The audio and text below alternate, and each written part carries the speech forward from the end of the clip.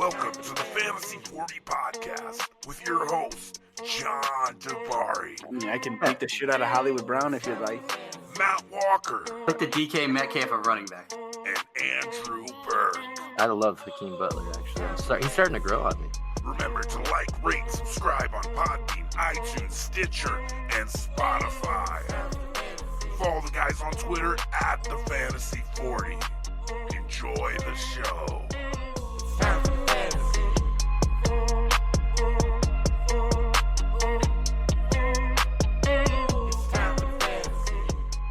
Welcome to the Fantasy 40 Podcast. We are back. Myself, Andrew Burke, John Dabari, and Matt Walker. It's been a little bit of a hiatus, but we had to figure some things out. You know, a new recording platform now that our old one is gone. You know, things come up. It's summertime.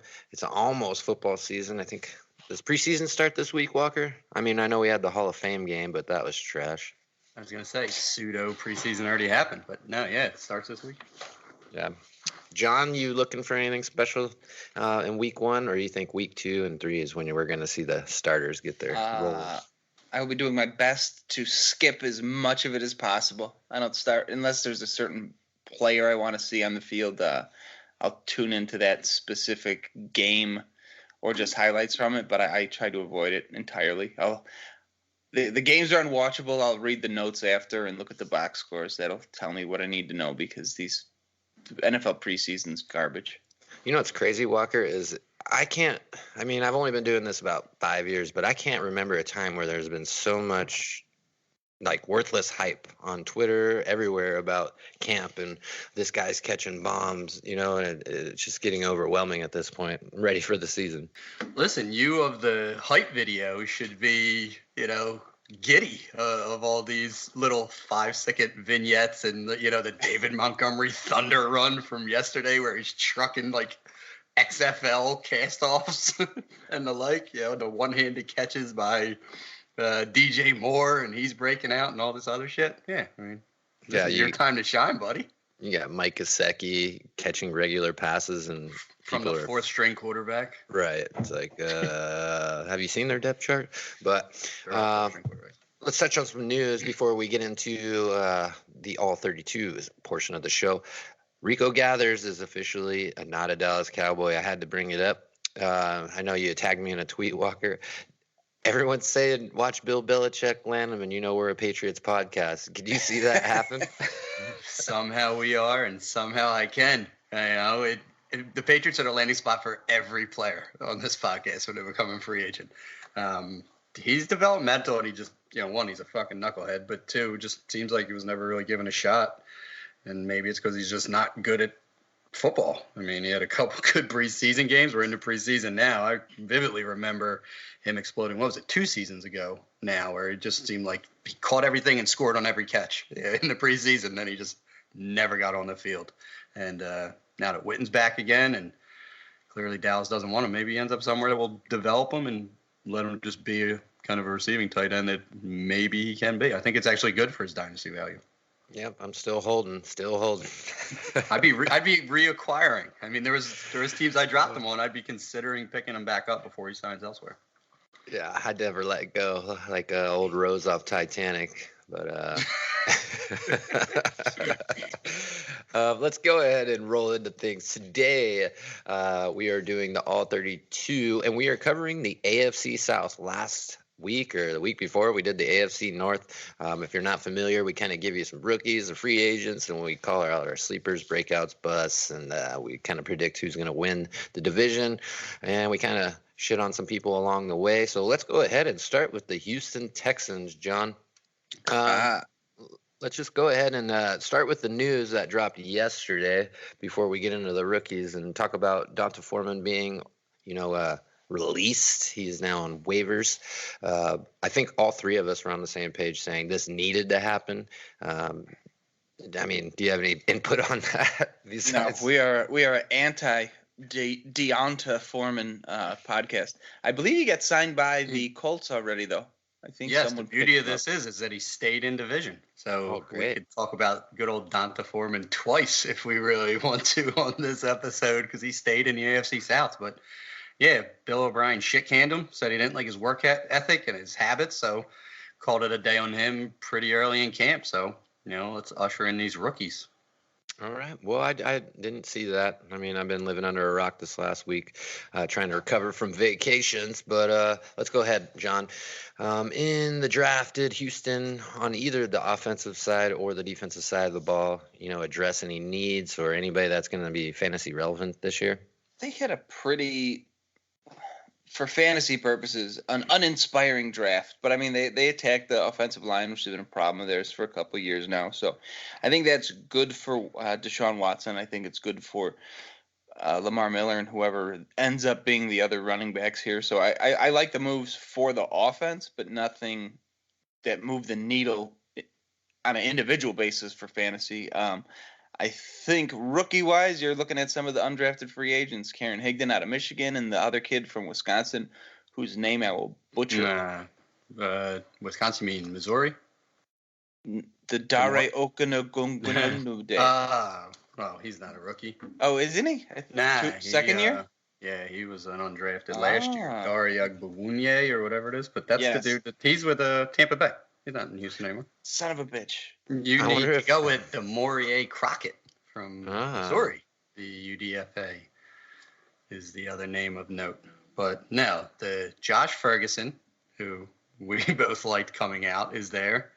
Demorier Crockett, Karan Higdon, and there is one other person there. Who is it? Can't remember. Steve Slayton. That guy probably didn't get drafted because no one wanted to announce his name a couple of years back. But That's true.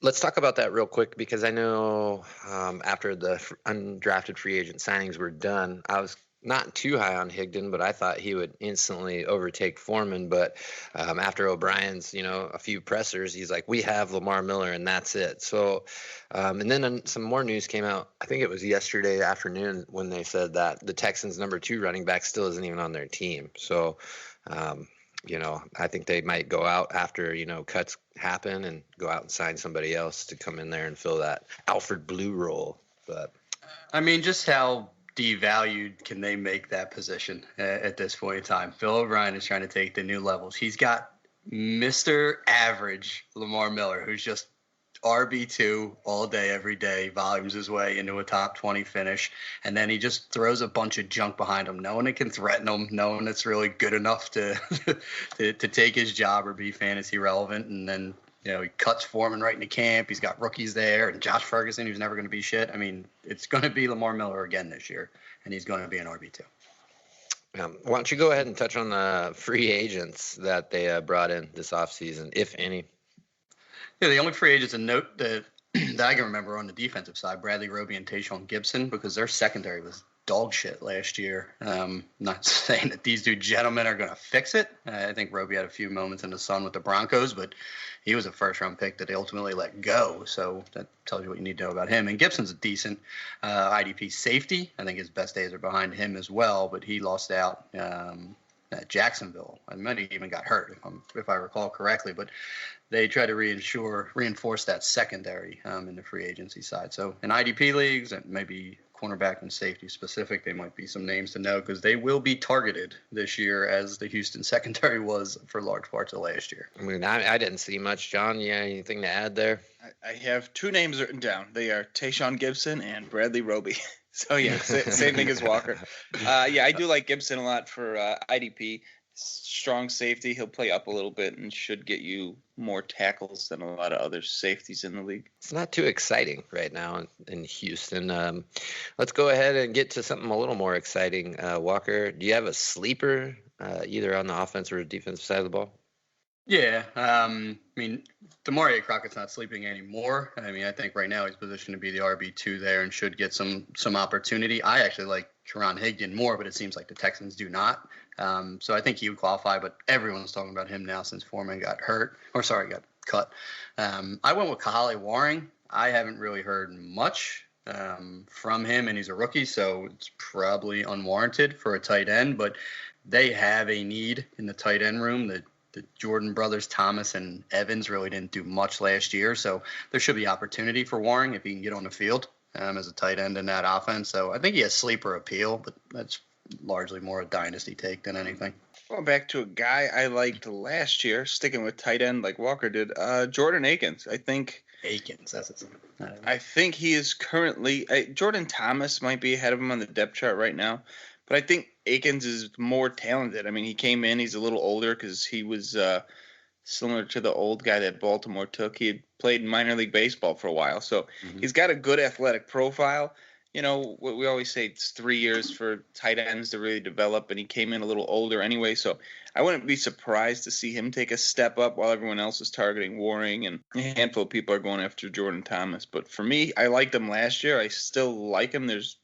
Until I see some bad news out of Houston, there's no reason to fade him at this point. He's free and he's dirt cheap.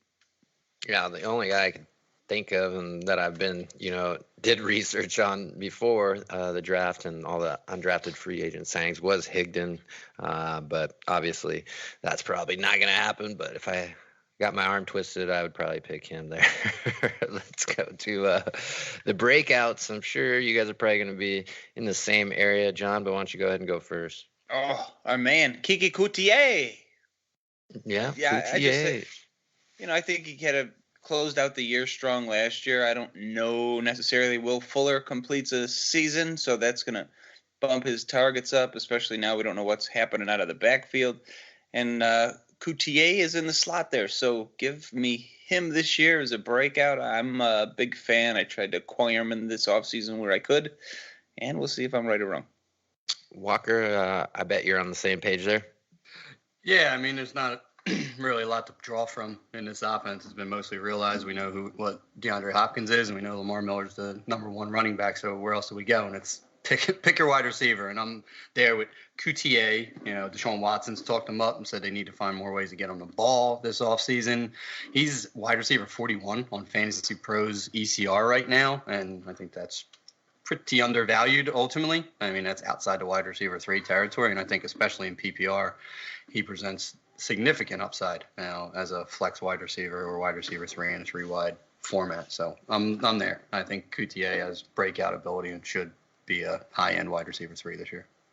Well, we're doing pretty good on time, so why don't we go ahead and try to give a little ceiling and floor. What do you think his floor would be, Walker?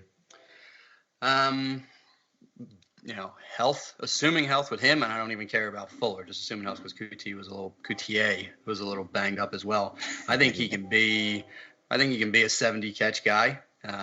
He's not a deep threat, so maybe he can get to 800 yards, and if he can scratch 5 touchdowns, that's something I'd be extremely appealed with, interested in. I mean, I'll go after you, John. What do you think his ceiling is? I'll give you the ceiling. Oh, that was what I think his ceiling was. But, I know. Go ahead and take the floor, John. I don't know, 80 catches, 890, 900 and change. And touchdowns are fluky. I don't know. Possibly 7 if he's getting a bunch of red zone work or something. I mean, besides DeAndre Hopkins, it's pretty wide open. I mean, that's what makes... The good... I don't mean to cut you off. The good thing with a team like this is that they're all it's a very narrow fantasy production tree. I mean, this offense should be decent enough, especially, if Watson stays healthy all year. There's not, it's not the Patriots where some random fullback or tight end has a 2-touchdown game throughout the year. I mean, this is going through 4 players. It's going to go through Hopkins, going to go through Miller, going to go through Fuller, and then Coutier. So it's going to go through these guys only, you know what I mean? So that's good for fantasy because where the production is going to come from 98% of the time. Listen, there's still for comparison's sake, Golden Tate last year, splitting time between the Lions and the Eagles, was wide receiver 28 last year with 74 catches, 795 yards, and 4 touchdowns. So that one is going to land him in a high-end wide receiver 3, and I do think that's realistic. All against the Cowboys too. Beat him up. Yeah, he does. But let's go ahead and give the bus real quick. We were talking about Will Fuller there. Obviously, I see he is on somebody's list, but I mean, what is he good for? 4 games and then maybe 2 at the end of the season. He plays the first 4 and the last 2. I mean, that's kind of been the trend the last couple of years. So I was going to say 7, so your 6 isn't far off. yeah, so I think. Yeah, listen, and you can only see one sheet, so we know internally who you're talking about, and that would be me. And yeah, I just have him as a bust. I mean, he's wide receiver 35 on Fantasy Pros ECR, 6 spots above QTA, and I just can't trust him. I'm not taking him as my wide receiver 3. I mean, I'll throw a dart on him if he's my 4 or 5 maybe, because he does have upside. He has tremendous touchdown potential when he plays, but the dude just doesn't seem like he's built for the NFL. It's How like much- John's Hollywood Brown issue. I think it translates pretty seamlessly to Will Fuller, and it's just he just season-ending injury after season-ending injury. Maybe his body's just not built for the rigors of the NFL. So I do not want to. I don't want to depend on Will Fuller for my fantasy. How much would you bump him up in a best ball draft, Walker? That's what more your thing than mine, but I do naively weight upside probably too heavily for best ball purposes, so I probably would bump him up a little bit. He might even have been in our drafting with Giants League last year, Andrew, because I think I was pretty high on, oh, wow, this guy just has huge weekly upside if he plays, and I don't have to find the week to start him. So right. To a certain degree, but injury still has to factor in a little bit in best ball, right, John? I mean, I don't worry about it, because if he's injured, he's not. Yeah, well, you also can't pick someone else up, so there's one less guy to draw from weekly. So you're telling me he only plays 7 games, then I need 6 of those 7 games to be, top 24 games. I think they've been, though, haven't they? I mean, without looking at his game log. His touchdown rate is ridiculous. No, I think he's like top 4 in the games he plays, but it's like, you got to look at, I'm trying to think of someone who's healthy that, doesn't, it's like Will Fuller with his injuries or Golden Tate. Yeah, that's a good one right there. Good. I mean, I think even there in the best ball, I would take Will Fuller over Golden Tate. Well, listen, Tate's suspended for 4 games now because he was taking a fertility drug to try to knock his wife up, and that's not going to get overturned. So, listen, we know he's missing 4 games. We just assume that Will Fuller's going to miss 8. So, Golden Tate. Oh. And that is the timer. I was going to say Golden Tate wasted all his baby batter in Seattle on Russell's ex-wife. So, boom. And then I got rudely interrupted by the alarm. But that was our – yes, I had to get that in. I was thinking about it the whole time. Let's go ahead and give out these records and move on to the Colts. Walker?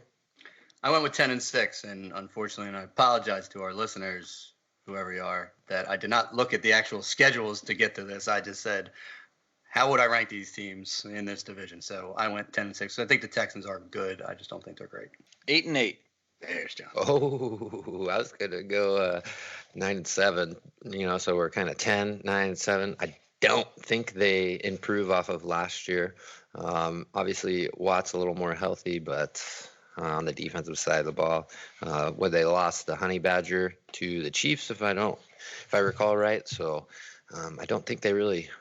Strengthened anything on the defensive side of the ball, and the line is still iffy. So I'm at 9-7. Let's go to the Colts. This is going to be a fun one. They're pretty young. They brought in some new guys. Let's go ahead and start with the young guys, Walker. Yeah, I mean, we all know that there are certain members of the Colts that I like, and I'm going to make it a point to talk about during this podcast. But as far as the rookies are concerned, I mean, it's Paris Campbell all day. We all liked him pre-draft. He landed in a primo spot. I don't know that there's many better than the Colts, as that depth chart opposite T.Y. Hilton is wide open, and he's been getting rave reviews by the coaches.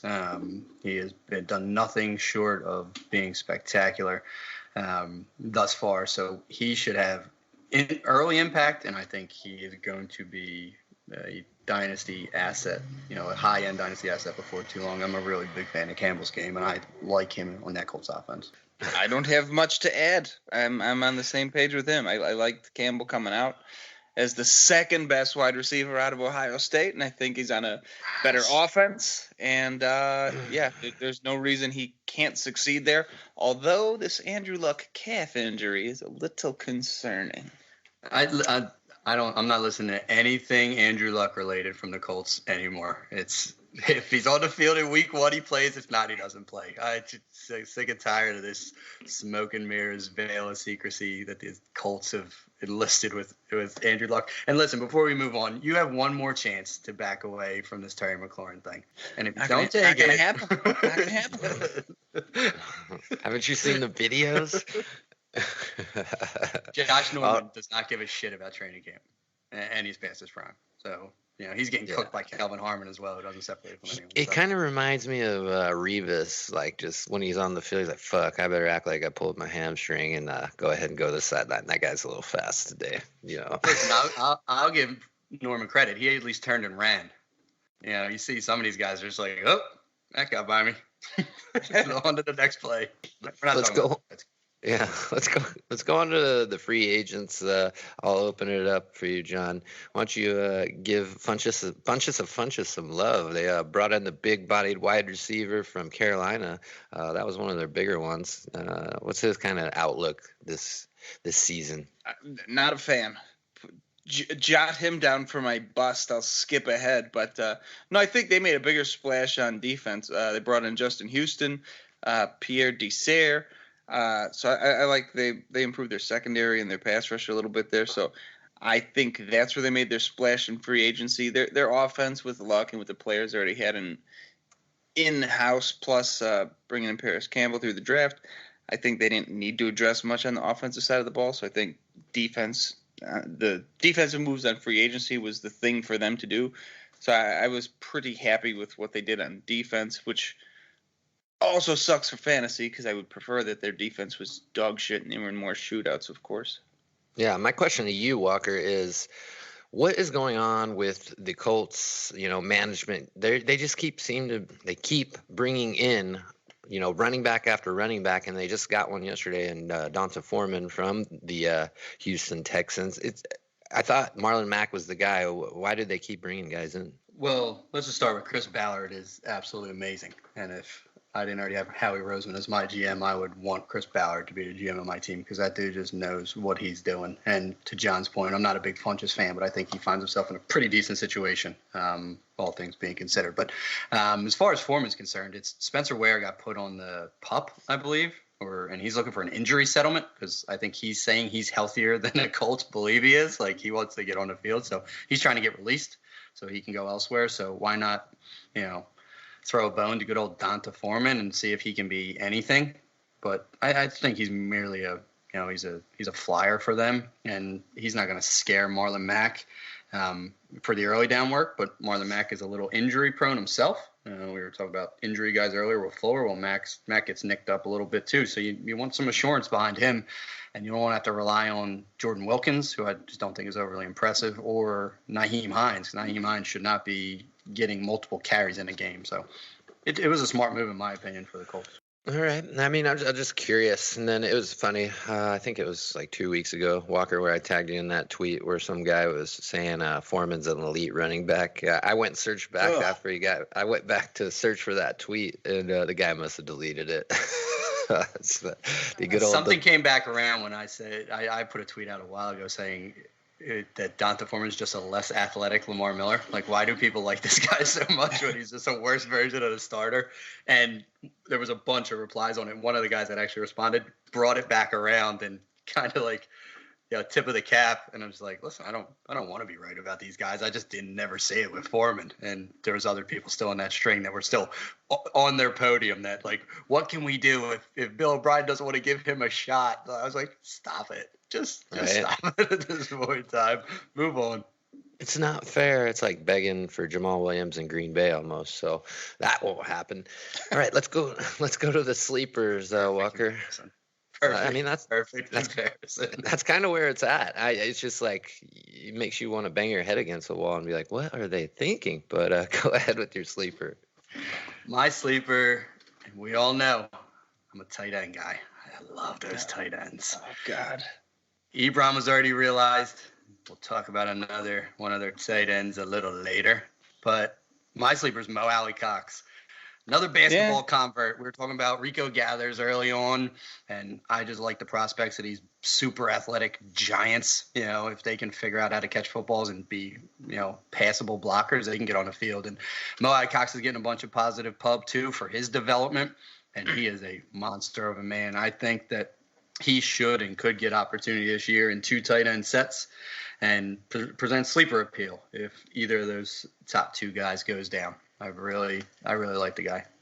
Well, it's time for my normal Fantasy 40 beating I'm going to take from you two. I'm going to go ahead and throw Devin Funchess as my sleeper. Obviously, it's kind of a known name, but I think they brought him in for more red zone targets than, moving the ball down the field. I think with Hilton and Paris Campbell, they'll be able to stretch the field.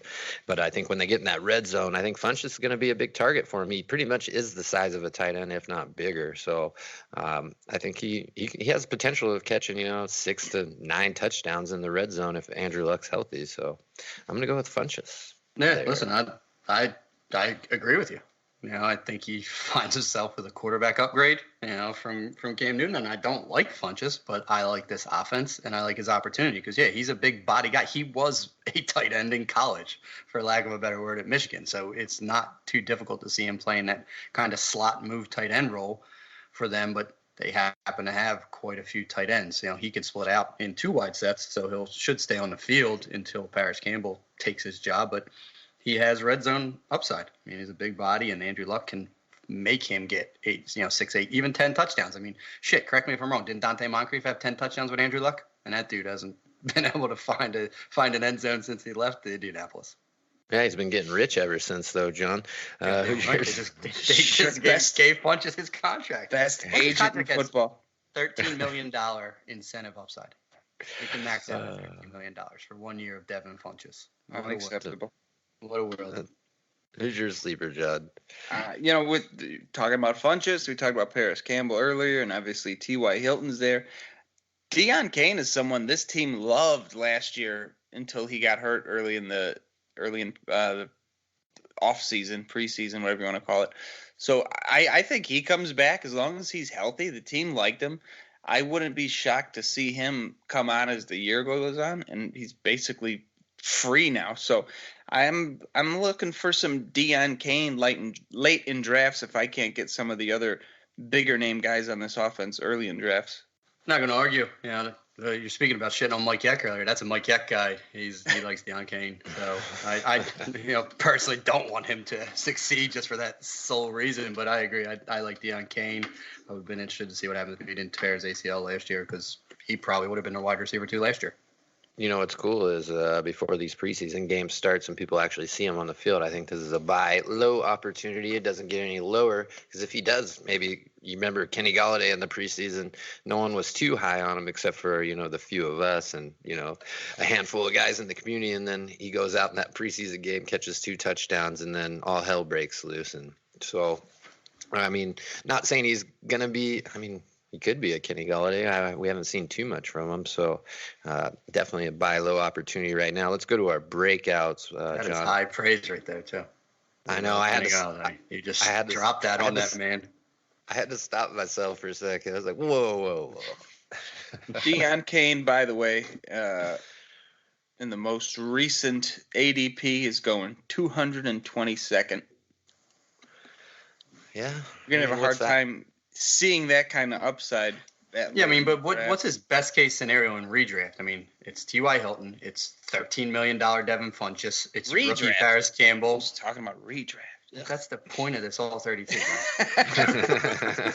Literally the point of this. I think he could be. I wouldn't be shocked to see him outplay Paris Campbell this year. And I'm not. It's not a knock on Campbell. It's just, he's got a little more seasoning, another year in this offense under his belt, even though he didn't play much. Just familiar with the plays and all that shit. So I wouldn't be shocked at all to see him. It wouldn't be crazy if he was their number 2 at the end of the year. So I think it'd be slightly crazy, but you were talking about best ball earlier with Fuller. I think he's a guy you could probably say might be a best ball target because he can have a couple of big games in that offense. You're just never starting him in redraft. John kind of persuaded me because it's like, Paris Campbell, and T.Y. Hilton are similar players, and to have two of them on the field, and then you got Funchess, I don't know if that would. We are so far behind on this one. Yep. So go ahead, give your breakout. Horses out of the gate here. Fuck, we like the Colts. Marlon Mack, he's RB16 right now in Fantasy Pros ECR. He had 1,010 in 12 games last year and really came on late and was amazing for them in the playoffs.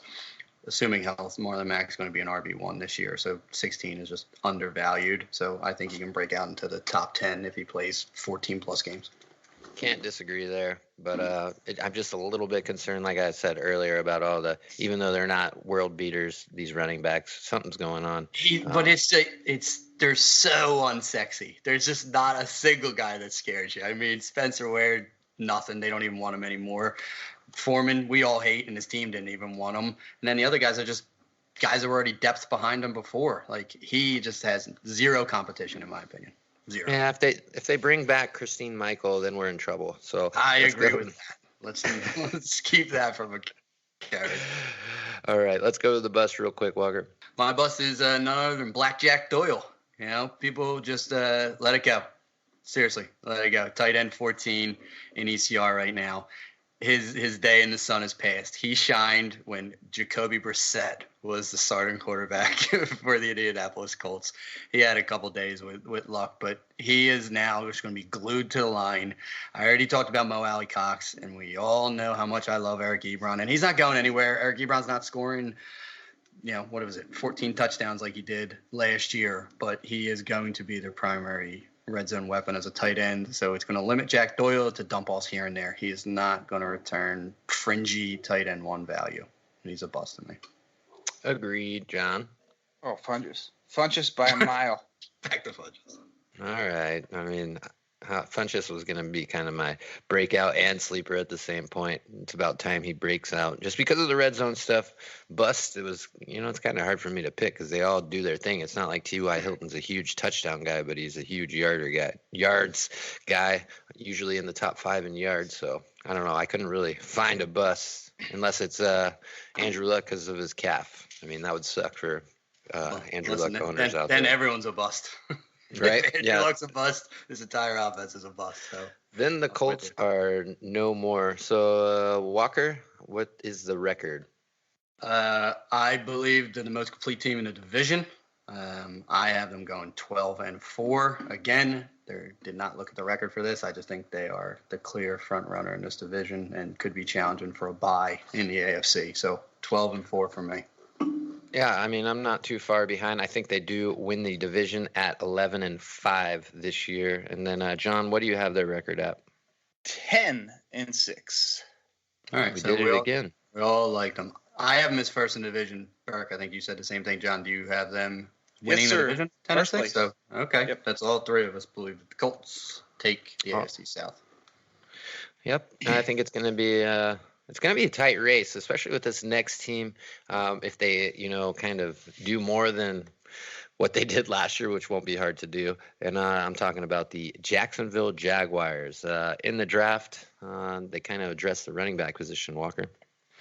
Yeah, they went and got Raquel Armstead, who John and I both are fans of. John was a little earlier on than me, but I was surely aware of the Temple product from my alma mater, and I think he landed in a pretty decent spot, as all he has to do is beat out ex-Houston Texan Alfred Blue for that backup spot.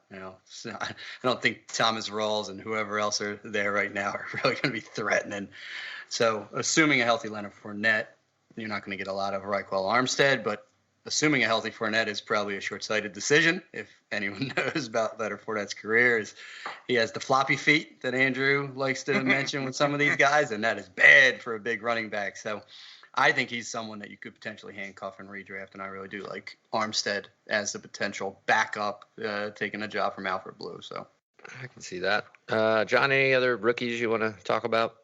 I like Josh Oliver coming in. If you recall, the first time I brought him up, Walker thought I made his name up, wasn't a real person. Ended up here. People were kind of high on him, but I believe he suffered he's hurt. They called it a significant hamstring injury. So when the coach uses the word significant, that's usually tear. Yeah, that's usually not pretty good. but that was Armstead and Oliver were the two guys I was interested in. They threw a dart on Gardner Minshew at the end of the year, and I'll come back to talk about him a little later, but that was where they went on offense anyway in the draft. Yeah, and the last was they stole Josh Allen, who I think is going to fit in very well on that defense as an edge rusher. That's a good point there. They're always nice up front and then in the secondary. But let's go to the free agents. We all know that they went and grabbed a quarterback out of Philly. John, do you think Nick Foles can keep his magic alive from that Super Bowl? No. Again, foreshadowing my bust here. I don't think. I mean, I'll just get into it, I guess. He's never played 16 games. The most he's ever played, I think 2013, he played 13 games. Other than that, he's never played a full year. He's been banged up even when he was on the field. So I think that Minshew pick may end up paying dividends this year because I don't think Foles plays a full 16 games. But competing with Minshew for the number 2 spot is two guys that were drafted last year, Alex McGough, however you pronounce his name, that the Seahawks drafted last year, and then they drafted Tanner Lee, I believe his name is, and Lee seems like the odd man out. So I'm trying in leagues where I'm very short at quarterback and just trying to grab as many bodies as I can. Whoever wins this backup job in Jacksonville is someone I'm going to try to roster in these deep superflex leagues because I don't think Foles plays a full 16. Walker, you feel the same? I will never say anything bad about Nick Foles. Corner off this podcast. Thank you to him for all that he's done for me and my family in the city of Philadelphia. I don't think he is a savior at quarterback. I think he is a stopgap for those Jaguars. But I'm not going to assume injury for him. He will not get benched, regardless of how he plays. Correct. For the team because of the aforementioned guys that John just said are behind him. I don't know really who wins that competition between 3 guys that probably don't deserve to be quarterbacks in the NFL. But that offensive line, assuming health, should be pretty good. They were decimated last year. And if Fournette can stay healthy and the weapons that I do believe they have on offense, I don't think they're great individually, but the sum of the parts are good. I think Nick Foles is a decent QB2. In superflex leagues, so he would not be a bust from me. But if you're expecting him to, win you leagues, I think you're sadly mistaken. If you could turn back time, I mean, you could throw Nick Foles in there instead of Bortles, bring back Allen Robinson, Mercedes Lewis when he was a little bit younger, and then throw in Fournette with that offense. I mean, when they had all the talent, might be, something to gaze upon. But let's go to our sleepers. My first guy looks like he has, kind of sewn up the wide receiver 2 spot so far in camp, just doing a little reading. And that's DJ Chark. Everyone thinks he's a one-trick pony. He stretches the field. He's got big, good size, but he's a blazer. Hopefully he's, learned the route tree a little better because last year he was not on the field very much. So I'm going to go with DJ Chark as my sleeper. And then go ahead, Walker. Yeah, I don't disagree with DJ Chark. And Foles is actually good on the deep ball. I think for some reason it's just like the right side. I forget. I don't give someone credit on Twitter, but he was like excellent throwing the deep ball to one side, and I think he can connect with Chark quite a few times. So I'm interested to see what he can do. But I went with Jeff Swaim. John mentioned Josh Oliver being injured. And shout out to Bobby Fantasy Pro for bringing him up. I nabbed him in the Scott Fish Bowl as my tight end 3.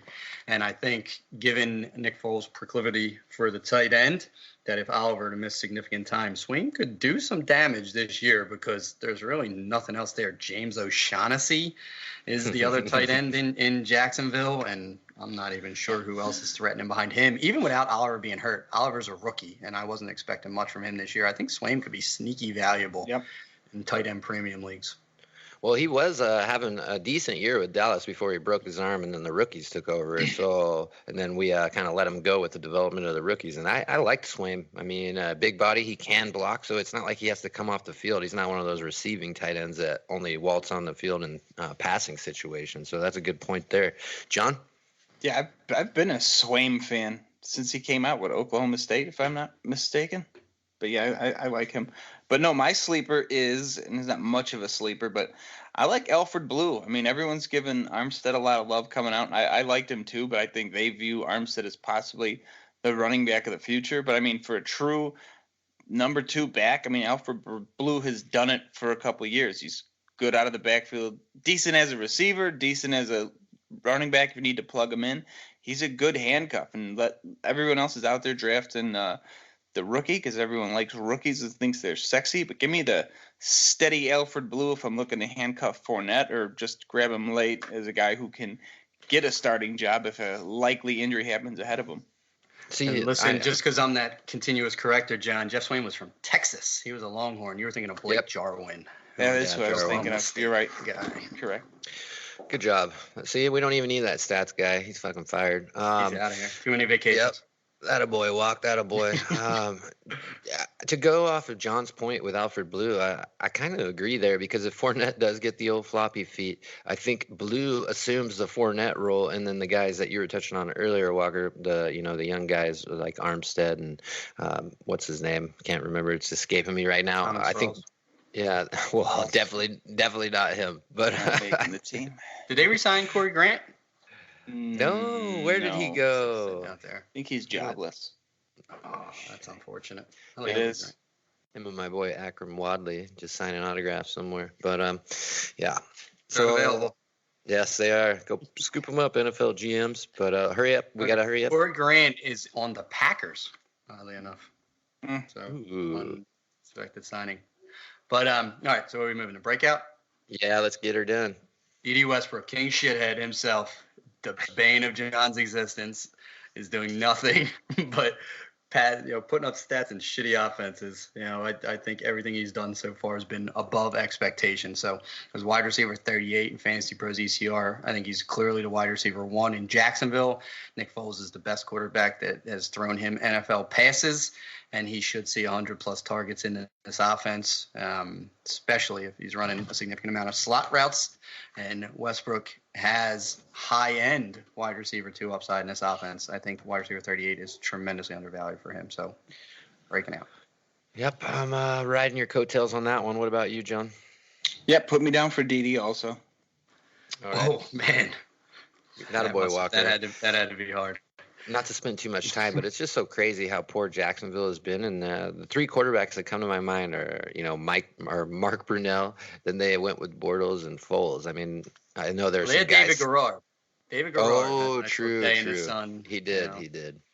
All right. But I'm talking about in the D.D. Westbrook era, and it's been just Blake Bortles and then a little bit of, what the hell's his name? The kid from USC who bounced around from like 4 different teams that they made to starter. Why am I drawing a total blank? Because he's trash. Let's go to the bust. Sold. My bust is unfortunate. It's Marquise Lee. I think Marquise Lee is the second best wide receiver on this team, but I haven't heard a single thing from him as he still works his way back from his ACL. And I think he's just going to fall too far behind in the pecking order. With DJ Chark having a second-year breakout, they brought in Conley. They brought in Scrub Terrell Pryor. They just have bodies there that I just don't think Marquise is going to do enough to not be a bust, unfortunately. So he's my bust this year. John had to drop, so you go, and John will try him back in. Okay. With my bust, I don't know, man. There's just so many easy guys to pick from. So I'm just going to stick with Marquise Lee there because, like I said, whenever I'm reading about the Jags, I have not seen anything mentioned. So while we wait for John to come back, let's go ahead. Well, I can speak to John's because he said that Foles was going to be his bust. That was early on. So we did not lose that. We just don't really get to hear him shit on him, potentially. So we'll jump to. Yeah, maybe he gets back on and he can chime in, but we're over. Jacksonville Jaguars. I have them at a smooth 8-8. I think they have the potential to be better, but I just don't trust them to be better. So I have them as a 500 team. I'm going to go out on a limb here and be nice and say that they finished with the same as the Houston Texans and maybe are kind of in the wild card talks at 9-7. But the AFC, it's going to be tough with Cleveland, Pittsburgh, and all them. So 9-7 for the Jags, and then it looks like he said, what was it? Welcome back. Yes, he's back. John, what was your record? 7-9. 7-9. Losing record, so between 9-7 and 7-9. So we have them as a middling team and not likely making the playoffs. Yeah, I think 9-7 is probably a little too generous, but it's kind of hope. I mean, Jacksonville's kind of like my second favorite team, so that's where we'll go. I think Telvin Smith, we didn't even bring it up, but Telvin Smith opting to sit out the year for personal reasons is going to be a huge blow to that defense. I mean, I'm pretty sure he was the signal caller there. He's the linchpin in the middle of that defense. So they got a good line, and they got Miles Jack, but they got little else at linebacker other than some young, unproven guys, and then they have a decent secondary. So they have so much talent. If that defense can actually be, a Gus, what the hell's his name? What's Gus's Bradley? name?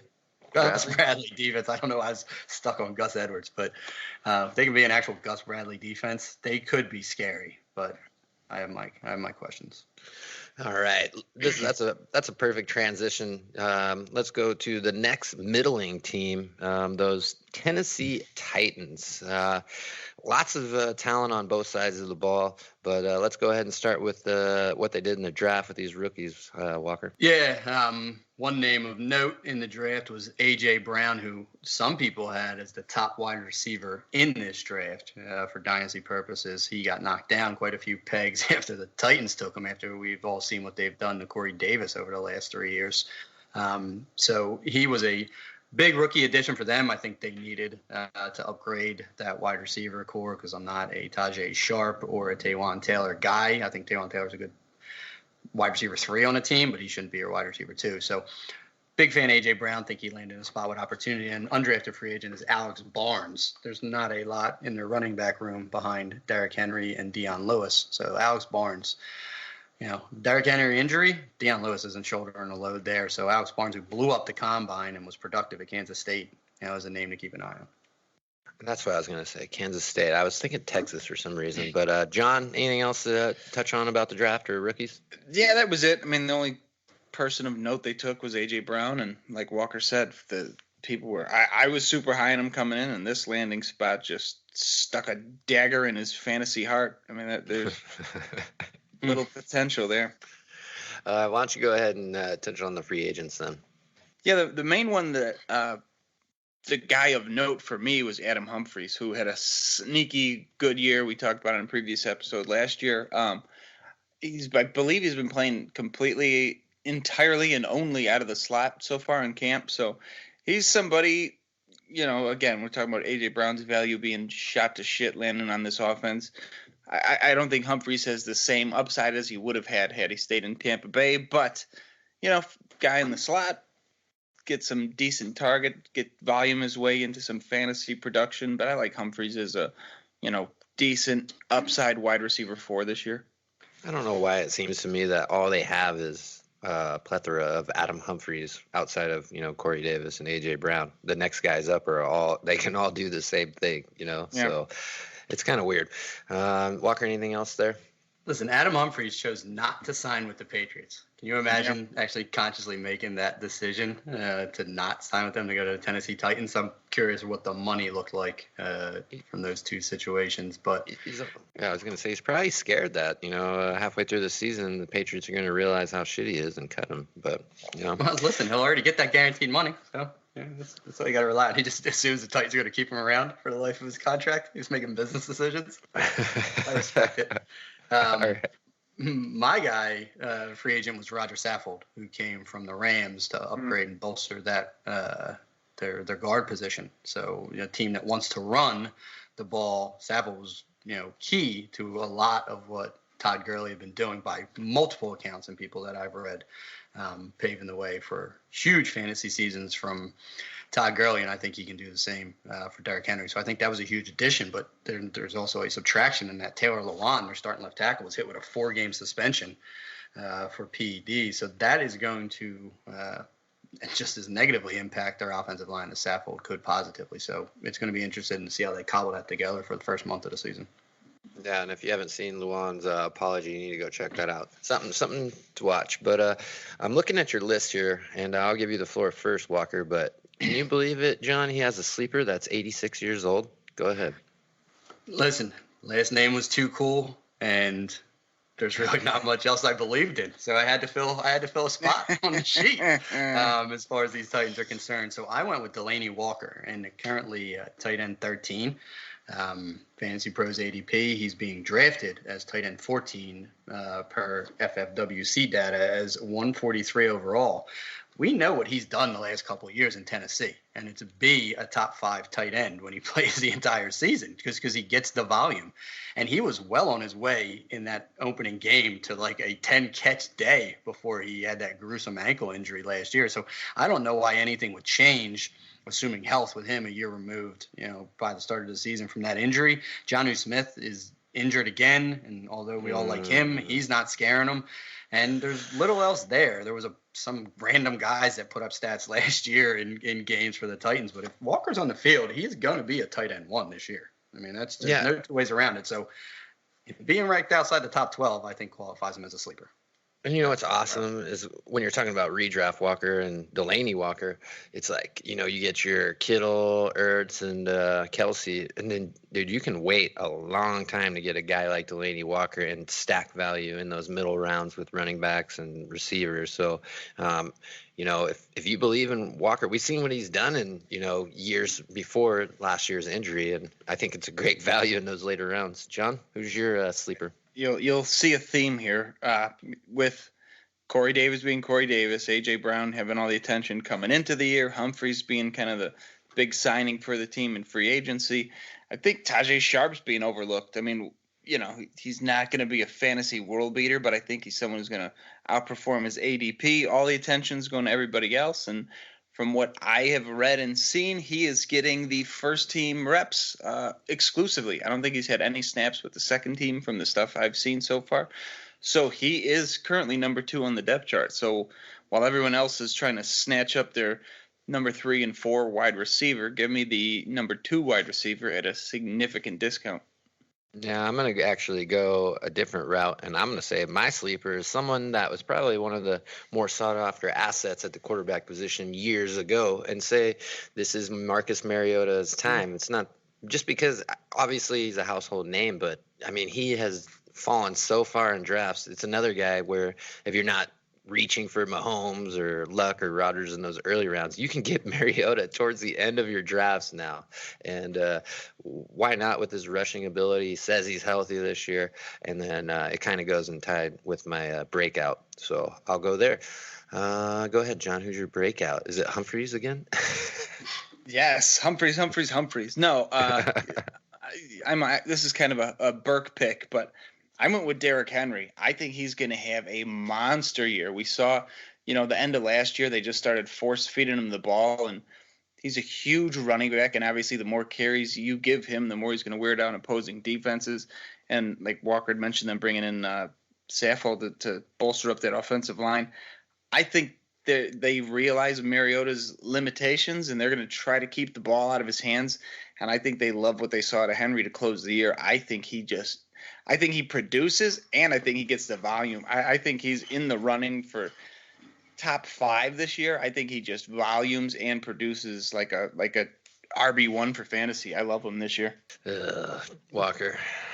Yeah, we'll have a quick roundtable at the end of this podcast about the running backs in this division. But Marcus Mariota was my breakout as well. And again, limited pool to draw from here in Tennessee, and he's outside the top 20 quarterbacks on FFWC data, which is a 1 QB league. But if you can wait past the 20th round to get Marcus Mariota, who does have rushing upside, has wide receivers and various pass catchers, including Walker and Deion Lewis, to throw to beyond all the receivers we've mentioned that might not be amazing independently, but in some other parts situation, and he can't be any worse than he was last year.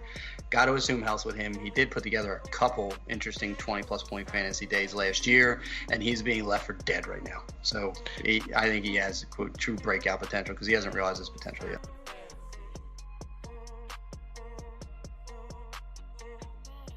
Oh, damn. See, John cares. He actually printed it in color too. You probably do it black and white, you narcissist. I don't have a color printer. Unnecessary.